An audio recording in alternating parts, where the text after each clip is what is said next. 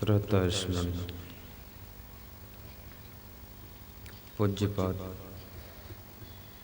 क्षमा के मंदिर क्षमादेव महाराज के पावन चरणों का आशीष लेकर संसार को मंगलमय बनाने वाले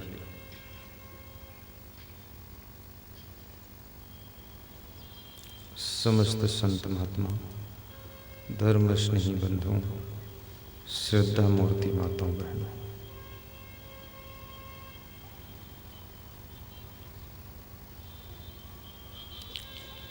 सांडा की पावन धरा पर डिस्ट्रिक्ट सीतापुर उत्तर प्रदेश में संपन्न हो रही दिव्य सत्संग में हम और आप प्रवेश करेंगे, जीवन को सार्थक बनाएंगे।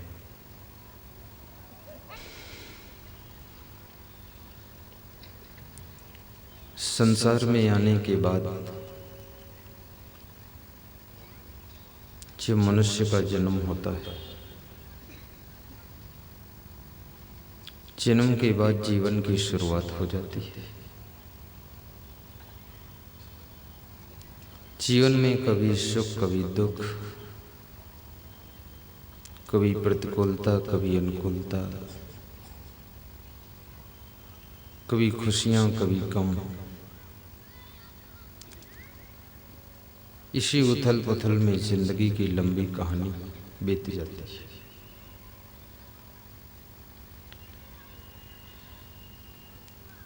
कभी मनुष्य को सुख एहसास होता है, खुश होता है। कभी कभी आसपास के लोग खुश हैं तो उनके साथ में खुश हो जाता है, लेकिन स्वयं को भीतर से खुशी नहीं। और दूसरों की खुशी के प्रभाव से भी हम खुश हो जाते हैं। और कभी कभी हमारे भीतर स्वयं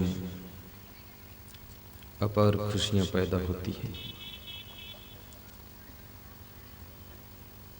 कभी बहुत दिनों से जिस चीज़ को सोचा था वो चीज़ अचानक मिल जाती है तो भी हम खुश हो जाते हैं। जिस चीज़ के बारे में नहीं सोचा था और वो सफलता जब मिल जाती है तब भी हम अपार खुश होते हैं। लेकिन इस दुनिया में एक विलक्षण बात है कि खुशियाँ भी क्षणिक हैं और दुख भी क्षणिक है। सदैव तुम दुखी भी नहीं रहते हो और सदैव खुश भी नहीं रहते हो। अगर सुबह में खुश हो, दोपहर में दुखी हो जाते हो, शाम को फिर खुश हो जाते हो, रात में चिंतित हो जाते हो, पूरी रात टेंशन में बीत जाती है। बड़ा विचित्र जीवन है। जिनको तुम कहते हो जिनके पास में सब कुछ है, कभी कभी आदमी सफलता की परिभाषा धनवान होने से निकालता है। कहता है जिनके पास में धन है वास्तव में उन्होंने विकास किया है। किसी का सुंदर मकान देख करके तुम कहते हो इस आदमी ने बहुत विकास किया है। किसी की सुंदर गाड़ी देख कर कहते हो इसने बड़ा डेवलपमेंट किया। किसी को सुंदर कपड़े पहने हुए देखते हो तो कहते हो वाह, इसने जिंदगी में कुछ कमाया। सदगुरु कबीर साहब से किसी ने प्रश्न पूछा, बहुत अच्छा प्रश्न, कि संसार में मनुष्य को सुख कहाँ मिलेगा, सुख कहाँ है। सुख और दुख की परिभाषा बड़ी विचित्र है। मनुष्य बचपन से लेकर के बुढ़ापे तक सुख ढूंढता रहता है। और ये भी याद रखना, सुख के लिए तुम सब कुछ करते हो, सुख के लिए ही शादी करते हो और जब तुम्हारी शादी होती है तो दोनों घरों में खूब ढोल बजती है, और वो ढोल बजना बंद हो जाती है, उसके बाद तुम दोनों पति पत्नी खुद ही ढोल बन जाते हो, फिर तुम बजते रहते हो। अभी हमारे साथ के पढ़े हुए व्यक्ति मिले थे, बचपन में प्राइमरी में पढ़ते थे साथ में, बहुत ही हैरान परेशान, मुंडन उंडन कराए हुए। तो हमने पूछा, राम भूखन क्या हाल है? आपका नाम ही ऐसा है, जिसको राम की भूख हो उसके पास में दुनिया की भूख रह नहीं जाती। लेकिन अगर नाम ही नाम है राम भूखन और वास्तव में राम की भूख नहीं है, तो तुम्हें दुनिया की भूख इतनी सताएगी कि तुम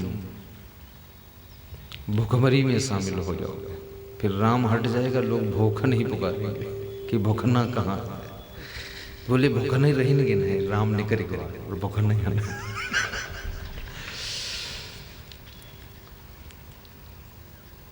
बता रहे थे बहुत दुखी हूं, बहुत पीड़ा है। रोज रोज समस्याएं तुम्हारे सामने नया नया रूप लेकर के आती है, परिवार में भी, समाज में भी, रिश्तेदारों में भी, आपके व्यवसाय में, आपके धंधे में समस्याएं विभिन्न रूप लेकर के पधारती है। और कभी कभी उन समस्याओं को देख करके तुम इतने घबरा जाते हो कि तुम्हारे मन में होता है कि वैसी स्थिति में जीवन नहीं जी सकूंगा। बहुत बार मनुष्य आत्महत्या के बारे में सोचने लग जाता है कि आत्महत्या कर लो, छुटकारा मिल जाए। लेकिन आत्महत्या किसी समस्या का समाधान नहीं है। आत्महत्या करके तुम मर जाओगे तो मनुष्य का जीवन भी दोबारा नहीं पाओगे, क्योंकि एक बार मनुष्य का जीवन मिला तो तुमने आत्महत्या कर ली। तुम जी नहीं सके, तुम्हें आनंद नहीं आया, तुम इस जीवन के साथ में सेटिस्फाई नहीं हो सकते, रस नहीं आया, अच्छा नहीं लगा। जैसे आपको कोई कुर्सी बैठने के लिए दे और कुर्सी में आप आग लगा दे, दोबारा वो आदमी कुर्सी नहीं दे।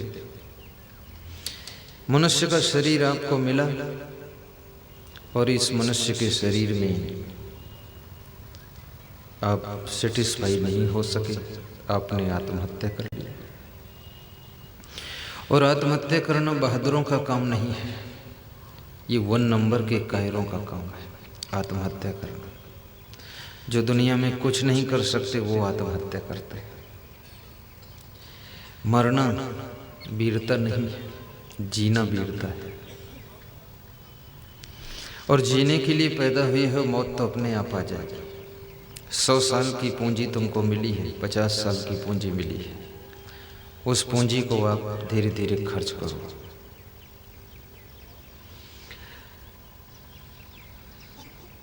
और मनुष्य जीवन से सुंदर कोई और जीवन नहीं। मनुष्य जीवन, मैंने सुना है, इसे देवता लोग भी पाना चाहते, और जिनको मिल गया है मनुष्य जीवन वो दानव बने हुए। देवता चाहते हैं कि हम तुम जैसे मनुष्य बन जाए, और जो मनुष्य बन गए वो दानव बने। देवता न बनते कोई बात नहीं, लेकिन कम से कम मनुष्य तो बने रहते। पर मनुष्य का शरीर पाकर वे मनुष्य भी नहीं रह गए और दानव बन गए।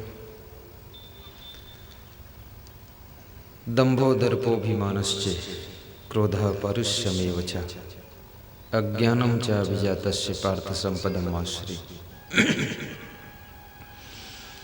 गीता में श्री कृष्ण कहते हैं, जो दंभ करता है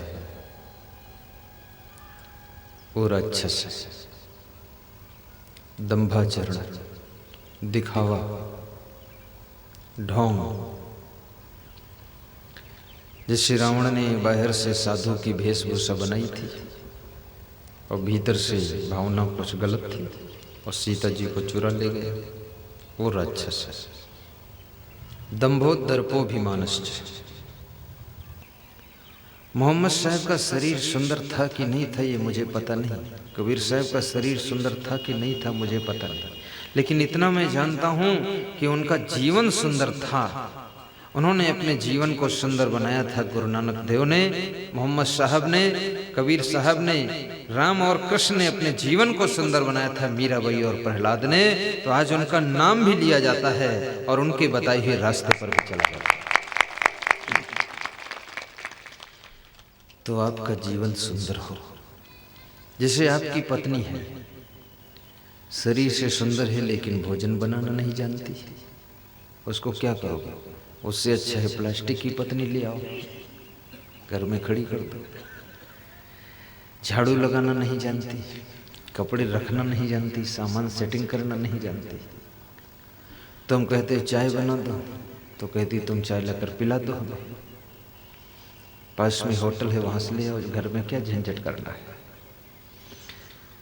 तुम कहते हो समोसा बनाओ, वो समोसे जैसा अपना मुंह बना देती 3 कोने का। तुम बड़े झंझट में हो, तुम माथा पकड़ के बैठते हो, कहाँ फदम फंस गए। फंस क्यों गए? अब सुंदर पत्नी लाए थे, सुंदर तो है ही है, और शरीर सुंदर देखा था, वो है सुंदर। अब उससे काम जितना चले चलाओ। इसलिए मैं कहता हूं शरीर सुंदर हो या कम हो उसकी चिंता की बात है। आपका स्वभाव सुंदर होना चाहिए। आपके पति सांवले हैं लेकिन आपसे प्रेम रखते हैं तो उनके साथ में आपको सुख लगेगा। आपके पति शरीर से बहुत सुंदर नहीं है लेकिन गुणवान है, स्वभाव से सुंदर है, चरित्र से सुंदर है, एक पत्नी व्रत को पालन करते हैं तो तुमको उनके साथ में सुख लगेगा। हर पत्नी चाहती है मेरा पति एक पत्नी व्रत का पालन करे, एक निष्ठ हो। और दुनिया के सभी व्रत आसान हैं। दुर्गा जी के पीरियड में 9 दिन भोजन का त्याग करना, ये भी व्रत आसान है। लेकिन पान तमाकू का व्रत कठिन है, बीड़ी सिगरेट का व्रत कठिन है, एक पत्नी व्रत, एक पति व्रत कठिन है। आलस्य का जीवन व्रत ले लो, वो भी कठिन है। भच्छा भक्ष भोजन मत करो, वो भी कठिन है। जीवन भर के लिए बीड़ी का व्रत ले लो, ये भी कठिन है। लेकिन दाल चावल सब्जी रोटी का व्रत लेना आसान है। बुराइयों का व्रत, बुराइयों का उपवास, बुराइयों का रोजा रोज रहना चाहिए। 29 दिन नहीं, 30 दिन नहीं, महीना भर नहीं, पूरी जिंदगी भर बुराइयों के लिए संकल्प ले लो, अवगुणों के लिए कि जिंदगी भर रोजा रहेंगे, जिंदगी भर व्रत उपवास करेंगे, कभी भी बुराइयों को अपने जीवन में आने नहीं देंगे। तब समझ लो आपका व्रत और रोजा साथ साथ।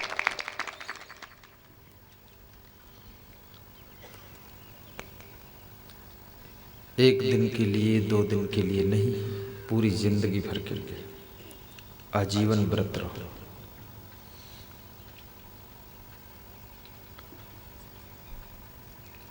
माता पिता की सेवा करने का व्रत ले लो, ये भी व्रत कठिन है।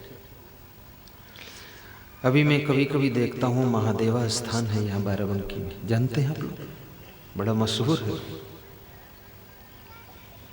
तो महादेवा स्थान से लोग कांवर लेकर जाते हैं, कानपुर की तरफ जाते हैं, उधर से कुछ लेकर फिर आते हैं, गंगा जल लाते हैं, महादेवा पर चढ़ाते हैं। और बड़ा अच्छा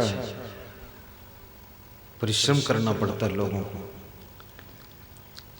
लेकिन उनको ये पता नहीं है कि ये कांवर का अर्थ क्या है। ये कांवर की परंपरा माता पिता के भक्त श्रवण कुमार से प्रारंभ हुई है। श्रवण कुमार के माता पिता अंधे थे। क्या थे? अंधे थे। उनके मन में इच्छा थी तीर्थाटन करने की, श्रवण कुमार के माता पिता के मन में। तो श्रवण कुमार ने अपने माता पिता को तीर्थाटन डोली में बिठा करके करवाया था। एक तरफ उनकी माँ बैठी थी, दूसरी तरफ पिताजी बैठे थे और कंधे पर डोली को लाद करके ले गए थे। इतना माता पिता का उन्होंने सम्मान किया था, आदर किया था, माता पिता की इच्छा पूरी किया था कि चलो हम तीर्थ स्नान करा लाते। कोई जरूरी नहीं है कि आप भी कांवर में अपने माता पिता को बिठा कर ले जाएं, क्योंकि आपके कंधे भी कमजोर हैं। मैं जानता हूं तुम्हारे माता पिता तुमसे ज्यादा जोरदार हैं। वे शायद तुमको कंधक बिठा कर लेकर पहुंचा दें कानपुर की गंगा में, और तुम उनको बिठाओगे, तुम पहले लड़के गिर जाओ गाँव में, गंदा ना लगा। ताकत नहीं है तुम्हारे कंधों में। आजकल कमजोर लोग बहुत हो रहे हैं, शरीरों में क्षमता नहीं। प्राचीन समय में जो लोग होते थे उनकी हड्डियां भी बड़ी मजबूत थी, शरीर ताकती होते थे। आजकल लोगों के शरीर कमजोर क्यों है? ऊपर से तो लगते हैं तंदुरुस्त हैं, अच्छे हैं, लेकिन भीतर सब कमजोरी है। क्यों? क्योंकि मनुष्य हार्ड वर्क नहीं करता है, कठोर परिश्रम, इसलिए उसका शरीर कमजोर हो जाता है। नंबर 1। नंबर 2, संयम भी नहीं करता है, इसलिए भी भीतर से कमजोर हो जाता है। और नंबर 3, मनुष्य अपने खान पान पर नियंत्रण भी नहीं करता है। जितना भोजन करना चाहिए उससे ज्यादा लोग खाते हैं, उसमें भी बहुत डिस्टर्ब है, इसलिए लोगों के शरीर कमजोर है। लेकिन उस समय वैज्ञानिक युग का विकास उतना नहीं हुआ था, इसलिए गाड़ियां नहीं थी। आज विकास हो गया। आप अपनी जीप में, कार में, बोलेरो में, स्कॉर्पियो में अपने माता पिता को बिठाइए और घर में प्रेम से नाश्ता बनाइए, टिफिन में रखिए। 4 घंटे में गंगा स्नान करा करके, संतों का दर्शन करा करके वापस ले आइए और बैठकर वहां कानपुर में नाश्ता करिए, साफ सुथरा। कोई जरूरी नहीं कि आप कांवर में कंधे पर लाद के ले जाएं उसको। अब ये जो कांवर लोग ले जाते, क्या इनके कांवर में माता पिता बैठे हैं उसमें? कोई नहीं है। मैंने एक कांवरिया से पूछा इसमें क्या है, तो उसने कहा एक तरफ हमारा नाश्ता है, कपड़ा धरे हैं, दूसरी तरफ पिए के लिए पानी धरा है। तो हमके अपना ही आइटम ढोवत है, इमा कौन बहादुरी। हमने सोचा इसमें तुम्हारे माता पिता हैं या कोई मतलब भगवान भगवान। अरे कहीं भगवान का सब तरवा घिस गए, तुम भगवान बताओ तो। हालत खराब हुई।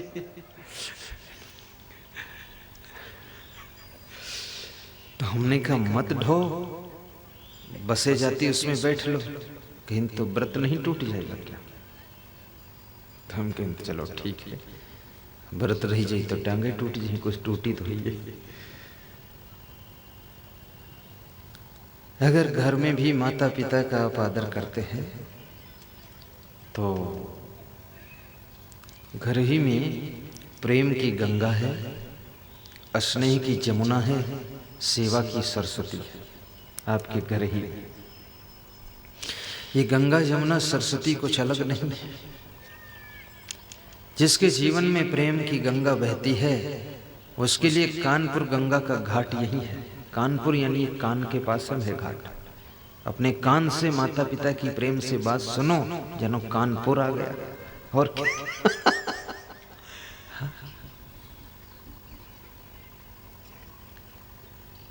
जिसको मतलब है अपनी, जिसको मतलब है बसे अपनी आराम से।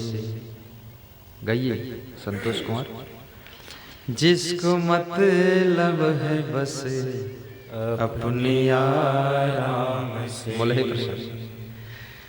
दूसरों की मुसीबत से क्या वास्ता, दूसरों की मुसीबत से क्या आसता, जिसने माता पिता की न सेवा किया, उसको गंगा नहाने से क्या फायदा, उसको गंगा नहाने से क्या फायदा, जिसके दिल में दया का खजाना नहीं। मैं घर के माता पिताओं से भी ये कहना चाहता हूँ कि जब 60 साल की उम्र हो जाए, 70 साल की उम्र हो जाए, तो अपना बोलना कम कर देना। बेटे बहू से ज़्यादा बकवास मत कीजिए, तर्क वितर्क मत कीजिए, फिर गम खाइए, क्योंकि थोड़े दिनों के बाद आपकी हड्डियां गंगा में प्रवाहित की जाएंगी। जब तक जिंदा हो कम से कम घर की प्रेम की गंगा में तो स्नान करो, ज्यादा टेंशन मत पाओ। मरने से 10 साल पहले आप मर के देखो, मरे जैसे जियो, देखो क्या सुख मिलता है। किसी गांव में एक आदमी है, कह रहा था 10 साल से सुख मिला है, उसके पहले दुख बीता। हमने कहा क्या हुआ? मकान अच्छा बन गया, गाड़ी वाड़ी आ गई। बोले सब है वैसा ही। तुम सुख क्या मिला? अरे कहीं घर की लड़ाई खत्म हो गई, वही हम सुख मिला। हमने कहा कैसे खत्म हुई? कहीं अब हम कुछ बोलता ही नहीं। तो हम कहीं बिल्कुल नहीं बोला था, कहीं जब बोलकार थे तब बोली थे, नहीं बोली तो नहीं। जब बहुत कोशिश करते हैं तब बोल देते। बंगलम बैठता हूँ, रामायण पढ़ता रहता हूँ, भोजन बन जाई तो बुलाओ यही है कि खाई ले उचले, तो खाई लिए थे, ने संतोष करे पहुड़े रहे थे, थक जाए तो पहुड़े रहे थे। चाय वाय बनी दही जी हैं तो पी लिब, न मांगे न शिकायत करे कुछ नहीं। हम सोचे थे हमरे रोजे 9 दुर्गा है, व्रत रहो, क्योंकि घर में कईयो दुर्गा है, उनके नाम से व्रत हो जाते।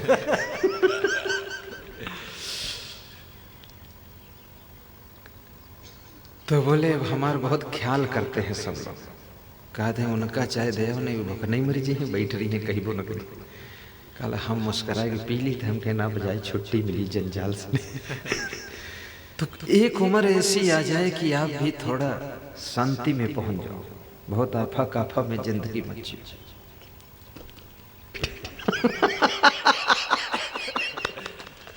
कोई हर्ज नहीं है, ज्यादा ठंड हो पहुड़े रहो, बस मूड काट के देखे रहो। मैं हंसना भी जरूरी है, क्योंकि सांडा में पहला मिलन है। अगर हम ज्यादा सीरियस रहेंगे तो तुम हमें डराई जी हो, और तुम मुंह फुलाई बैठे हो तो हम डराई जी में दोबारा आई बोल। इसलिए थोड़ा हंसी खुशी से सत्संग आनंद है। मंगल भवन अमंगल हारी, द्रवहु सुदर्शन अजीर बिहारी। बात समझ में आई अब हमारी, झूठी है सारी दुनियादारी। और न लो अब परीक्षा हमारी, आए शरण हम प्रभु जी तुम्हारी। अंतिम आशा भरोसा तिहारा, थक गया हूँ चाहूँ और सहारा। अंतिम आशा भरोसा तिहारा, थक गया हूँ चाहूँ और सहारा।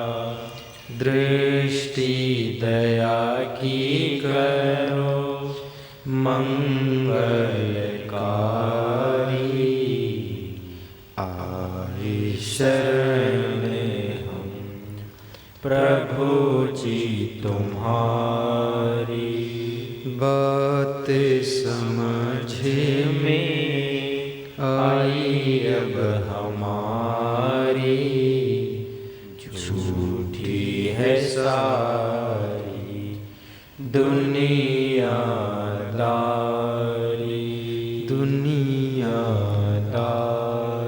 बोलो सद्गुरु भगवान की जय।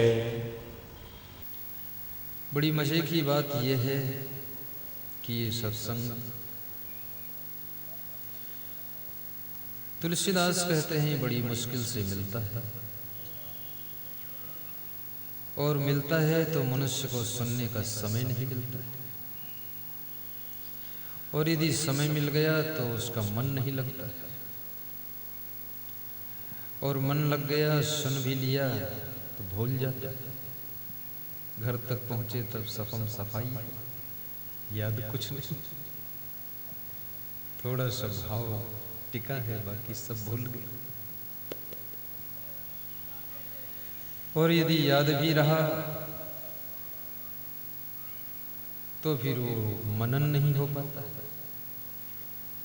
क्योंकि मन में बहुत सी चीजें हैं, मन उसमें भूला रहता, और मनन भी हो गया तो वो धारण नहीं हो पाता,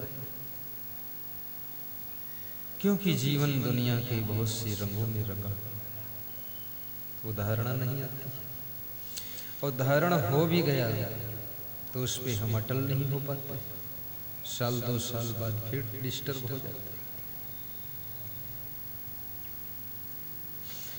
और यदि उस ज्ञान पर अटल हो गए तो मोक्ष की मंजिल दूर नहीं, आपका कल्याण। सदगुरु कबीर साहब से किसी ने प्रश्न पूछा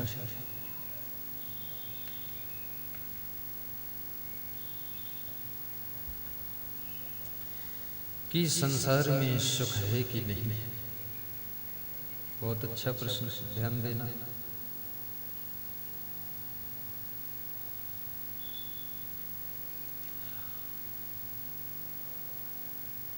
और यदि सुख है तो लोग इतना ज्यादा दुखी क्यों हैं?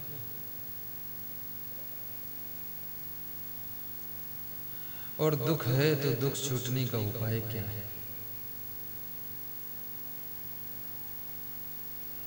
दुख का कोई कारण होगा, कारण है तो उसका निवारण क्या है? मनुष्य तो एक है लेकिन उसके पास में दुख अनेक है।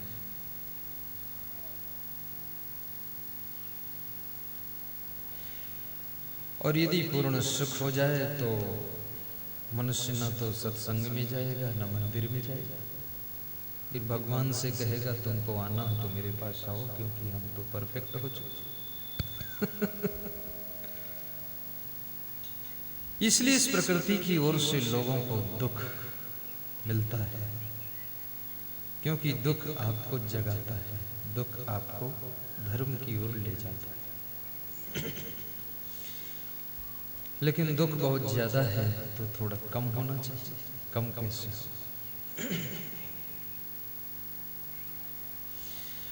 दूसरा प्रश्न पूछा गया कि संसार में मनुष्य का कल्याण कैसे हो सकता है, मोक्ष कैसे हो सकता है, उसका क्या उपाय है? और तीसरा प्रश्न पूछा गया कि मनुष्य संसार में बिना आग के जलता रहता है, उसका क्या कारण है? चौथा प्रश्न पूछा गया कबीर साहब से कि कोई ऐसा साधन बताइए जिससे कि एक ही साधे सब सधे, एक ही चीज से सारे दुख खत्म हो जाए और मनुष्य सुखी हो जाए। ये प्रश्न पूछा।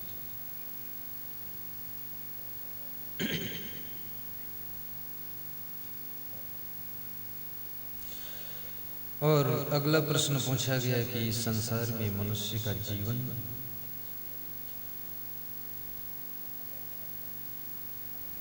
किन किन चीजों से प्रभावित होकर बीत जाता है। जीवन मिला किस उद्देश्य से था और बीतता किस लिए।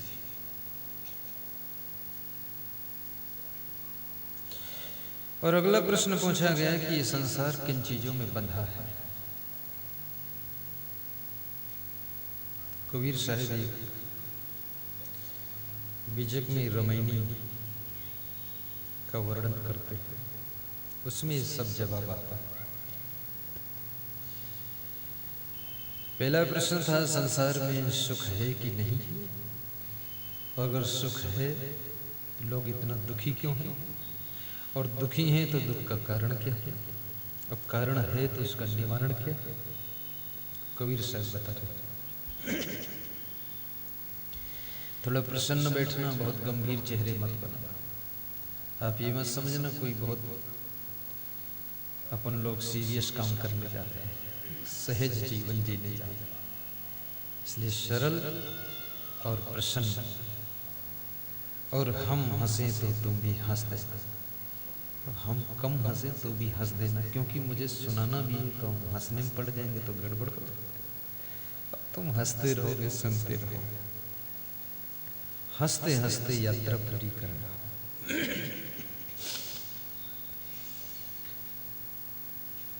सदगुरु कबीर साहब कहते हैं अल्प सुख। आशीष मिश्रा जी, अल्प सुख, इस संसार में अल्प सुख है। अल्प में नहीं, थोड़ा सुख।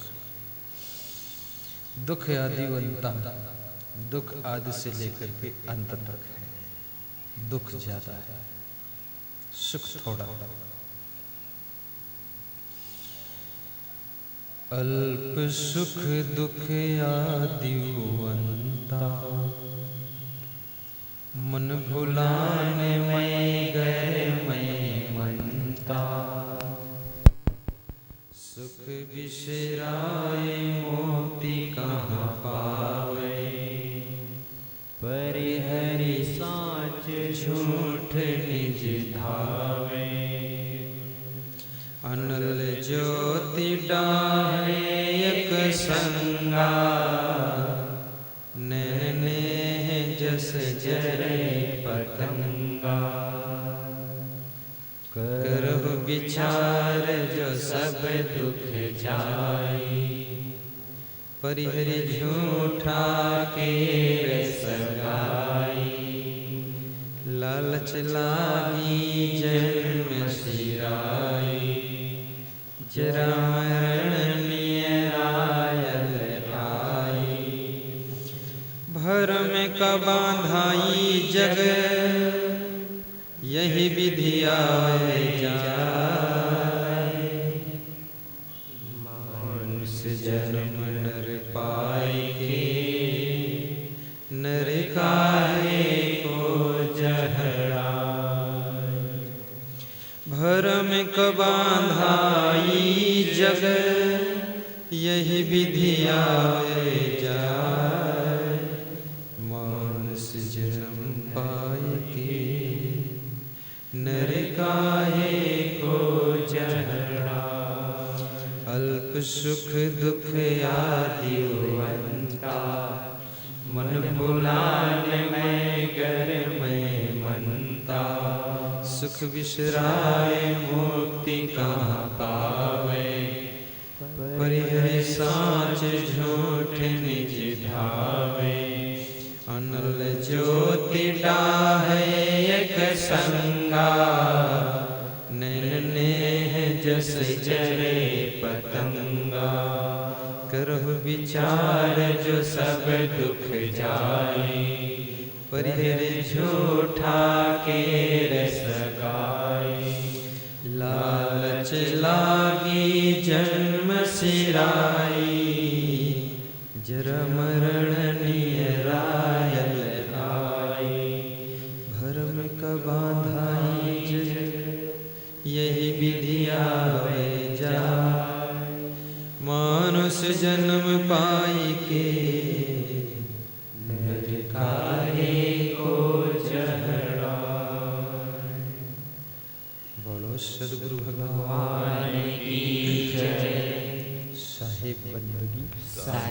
जय श्री राम। जय सिया राम। वाहिगुरु जी का खालसा, वाहिगुरु जी की खालसा, वालेकुम सलाम। वालेकुम सलाम। ठीक ठीक। अल्प सुख दुख आदि वंता,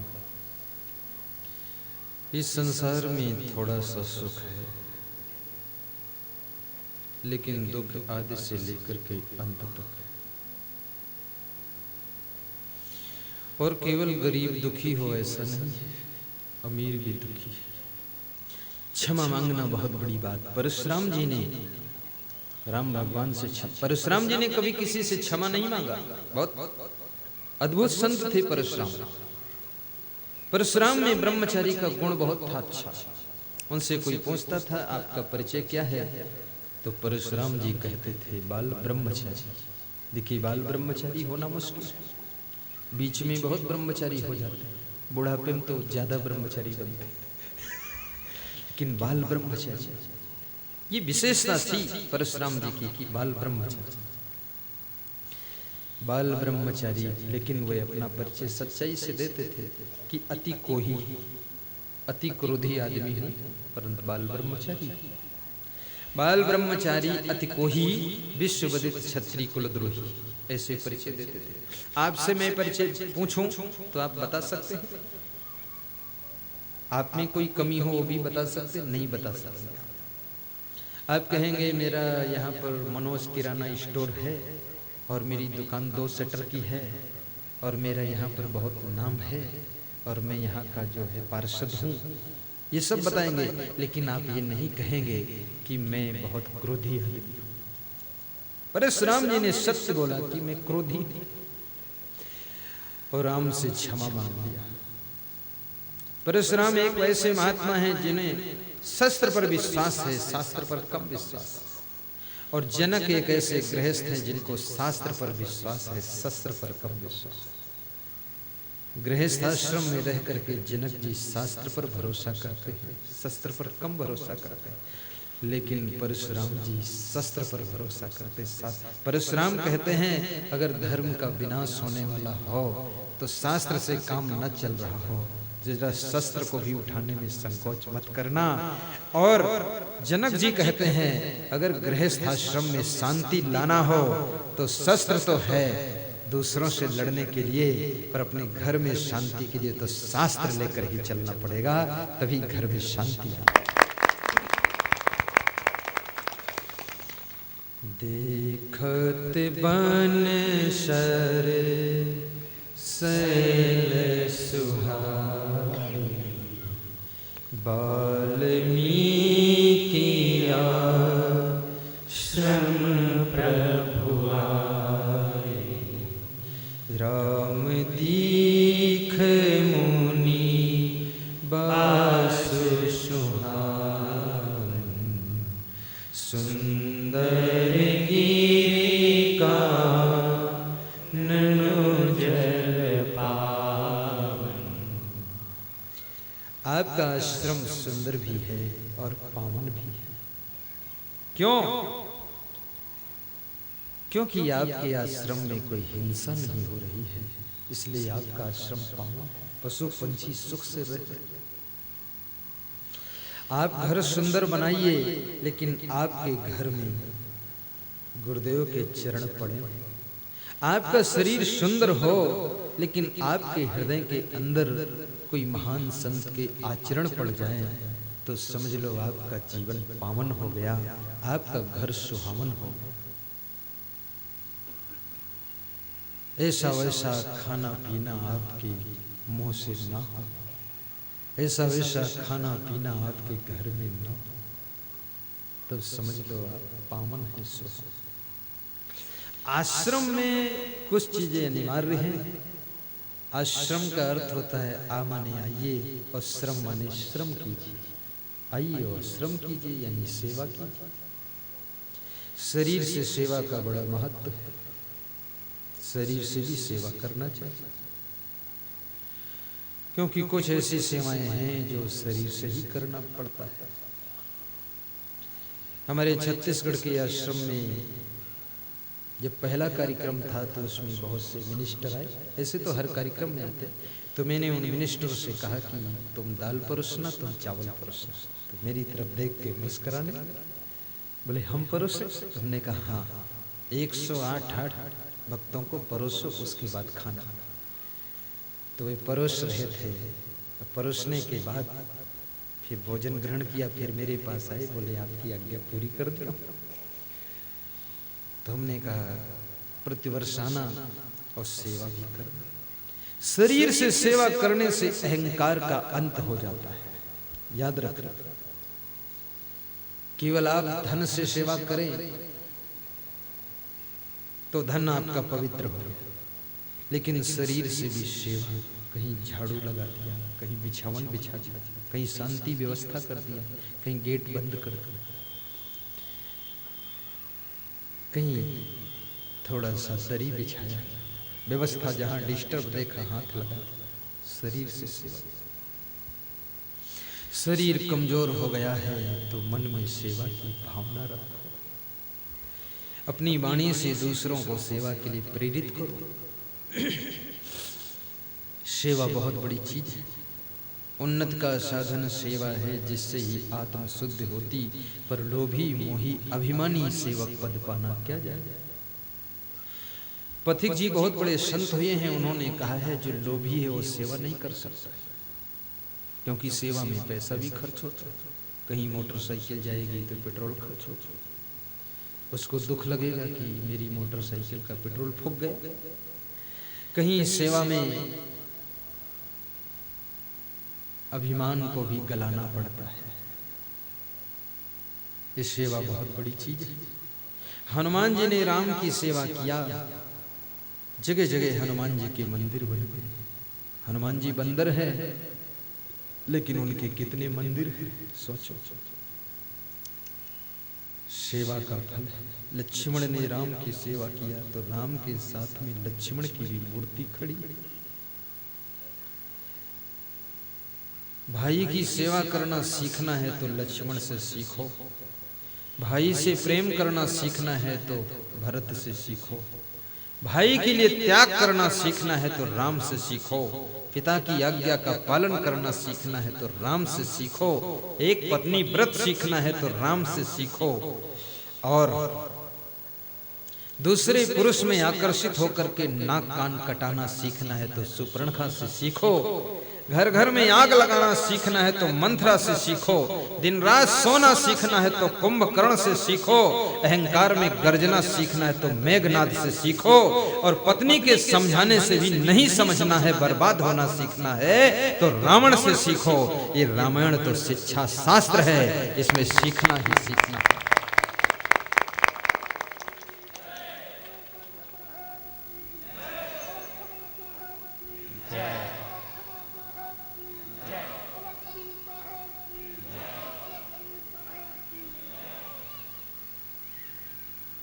परसेरा खुर्द से आए भी श्री उमा शंकर शुक्ला की वजह से हमें 1 मिनट रेस्ट मिल जाता।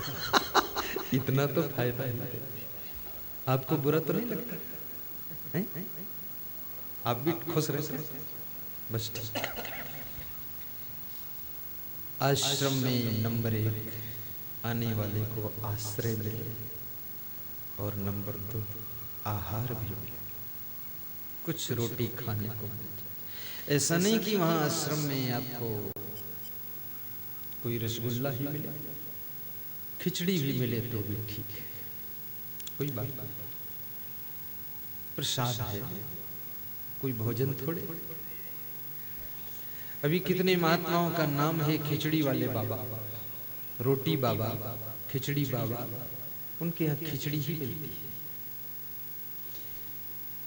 मैं जूनागढ़ गिरनार सोमनाथ गया था, वहां एक जंगल में महात्मा थे गिरनार में, उनके यहाँ रुका तो उनका नाम था रोटी बाबा।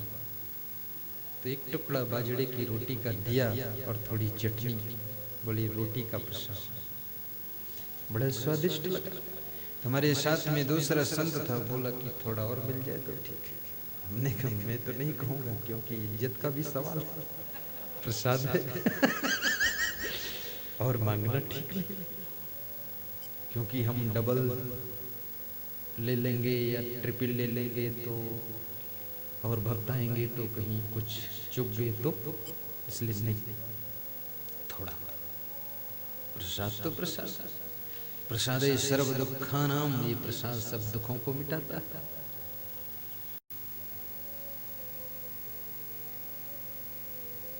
तो आने वाले को नंबर 1 आश्रय मिले, उसका नाम आश्रम, और आहार मिले, वो आश्रम। नंबर 3 आराम भी मिले, तकलीफ ना हो, वो आश्रम। और नंबर 4 आने वालों को आनंद भी आना चाहिए, दुख नहीं होना चाहिए, तो आश्रम। और 5वीं चीज वहां आत्मज्ञान भी मिले। वैसा नहीं खाया पिया घाय के सोया पांव पसार, अब भोंदू कुछ जाने नहीं को हमको संसार। ये खाना पीना तो घर में भी होता है, आत्मज्ञान भी मिले। और फिर 6ठी चीज आत्म शांति मिले, और 7वीं चीज आत्म कल्याण हो जहां, उसका नाम आश्रम है। ये 7 चीजें जहां मिल जाएं तो समझ लेना आश्रम मिल गया है, और वहां पर समर्पित होकर के भक्त हो जाना, फिर आपकी आत्मा का भी कल्याण हो जाए। आश्रम। तो मैं इस प्रसंग को क्यों लिया हूं, मेरे पास तो बहुत प्रसंग है, मुझे यही डर लगता है कहीं जो सुनाना चाहता हूं वो चूक न जाए, कुछ और न सुनाता चला जाए, इसलिए लिया हूं कि भगवान किसके हृदय में निवास करता है। राम जी ने पूछा वाल्मीकि से मैं कहाँ निवास करूं, तो वाल्मीकि जी बता रहे हैं, एक ही निवास बताऊंगा, ज्यादा है इससे तो बहुत निवास है, लेकिन एक काफी। जिनके श्रवण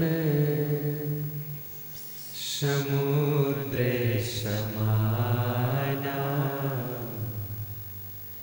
कथा तुम्हारी सुभगे सरिनाना,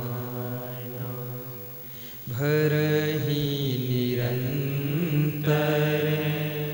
होहि न पूरे, तिनके हृदय बसहु गृह रोले।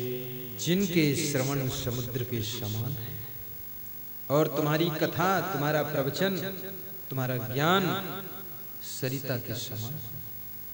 जैसे सरिता के प्रवाहित होने से समुद्र कभी तृप्त नहीं होता है, ऐसे जिनके कान रूपी समुद्र कभी सत्संग की सरिता से तृप्त नहीं होते हैं, ऐसे भक्तों के हृदय में जाकर के तुम निवास करना, और कहीं मत जाना जहां सत्संगी भक्त हो और सत्संग से कभी तृप्त ना हो, उनके हृदय में निवास करके उनको तृप्त करते रहना।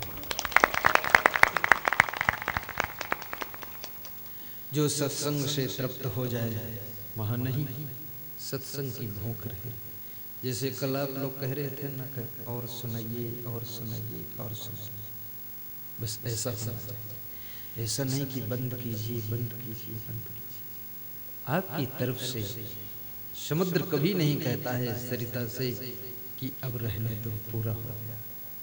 जितना भी सरिता जल ले आए समुद्र सब पान कर लेता है, ऐसे सत्संग जितना मिल जाए उतना ग्रहण कर लेना चाहिए। अब आइए मैं अपने प्रसंग पर फिर वापस लौट चलता हूँ। अल्प सुख दुख आदि बनता है। कबीर साहब कहते हैं इस संसार में अल्प सुख है, थोड़ा सुख है, लेकिन दुख ज्यादा है, बहुत दुख है। क्यों? क्योंकि मनुष्य दुख बनाने में कलाकार है। ये मनुष्य दुख बनाने में बहुत कुशल है। इसको सुख के सागर में रख दो, वहां भी दुख तैयार करता है। इसमें ये बड़ा सक्रिय है। कभी ये कठोर बोलकर दुख पैदा करता है, तो कभी मनमानी करके दुख पैदा करता है, कभी हट करके दुख पैदा करता है, कभी जिद्दी स्वभाव से दुख पैदा करता है, और कभी कभी ये इंसान आलस्य के कारण भी दुखी होता है। उसमें योग्यता तो बहुत है, बहुत कुछ करने की योग्यता है, लेकिन आलस्य के कारण कुछ कर नहीं पाता है, जिसके कारण भी दुखी होता है। और कभी कभी मनुष्य असंयम के कारण कुछ ज्यादा भोजन कर लेता है, इसलिए भी दुखी होता है। भोजन हमेशा कम खाएं, भूख से थोड़ा कम खाओ। हमारे डॉक्टर बैठे हैं, संजय विश्वास बताएंगे, विशाखा विश्वास उर्दौली के डॉक्टर साहब, पूरे परिवार सहित आए, हमारे परम भक्त हैं, हमारे संतों की सेवा भी प्रायः करते रहते हैं। उनके घर भी मैं 2 बार जा चुका, बड़ा स्नेह है। और भी इसमें बहुत से वक्त हमारे डॉक्टर आए, ध्यान देना। आज स्वास्थ्य के लिए भी मेरे से निवेदन किया है आशीष मिश्रा ने कि थोड़ा गुरुदेव स्वास्थ्य के लिए भी बताते। बता दूं? बिल्कुल बताता। आरज़ूमंदान सेहत याद रखें, 10 मिनट हर रोज टहले, शाम को खाने के बाद, 10 मिनट हर रोज टहले। एक सज्जन से मैंने कहा कि शाम को खाने के बाद 10 मिनट टहल लिया करो, तो उसने कहा हम खाट पर बैठे बैठे खाते। तुमने कहा उसके बाद? बोले विधिवत खाते हैं। तुमने कहा उसके बाद? कहा खाते खाते लेट जाते हैं। उसके बाद? कहा बस फिर सो जाते हैं। उसके बाद? बोले सूर्य निकल जाता है तब निकलते हैं। जय हो। मैंने कहा परिणाम क्या हुआ? बोले परिणाम बहुत ज्यादा तो नहीं हुआ, लेकिन शरीर भर में केवल पेट ही पेट हुआ।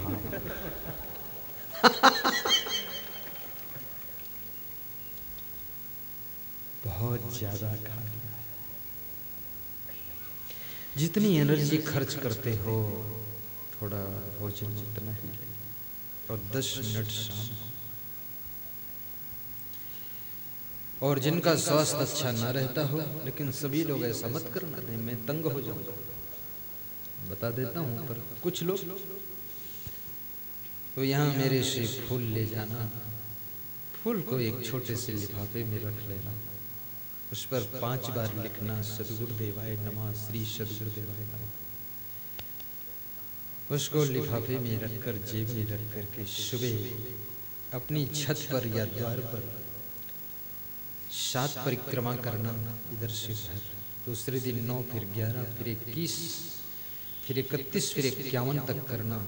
सुबह शाम वो फूल साथ में रहे तो 80% आपकी बीमारियां कंट्रोल हो जाएंगी, क्योंकि वो फूल गुरुजी के हाथ का, और साथ में वो जो मंत्र लिखेंगे ना वो साथ में, तो और परिक्रमा करेंगे ना, फिर बिल्कुल ठीक हो जाएगा। बहुत अच्छा।